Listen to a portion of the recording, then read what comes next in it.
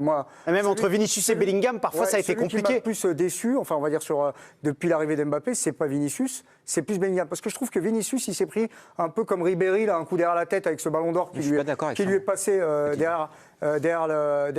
qui est passé sous le nez comme un dessert. Alors évidemment, il y a un problème de politique sportive globale.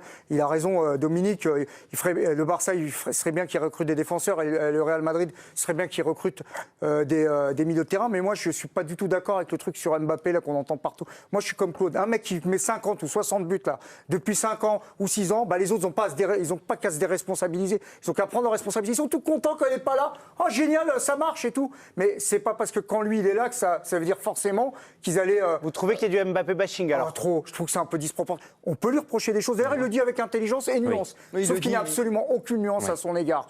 Moi, j'ai un joueur comme ça là qui me met 60 buts. Bah, je me tue pour lui. Ouais. Sauf que le problème, c'est qu'il faut faire des choix. Et les choix, c'est Pérez qui doit les faire. Si les gars, ils n'arrivent pas à gérer leur ego, leur état d'âme, si Vinicius, il n'arrive pas à accepter d'être Scottie Pippen et pas Michael Jordan, bah faut changer. Si Bellingham, il accepte de plus faire de temps en temps la serpillière, c'est-à-dire se rendre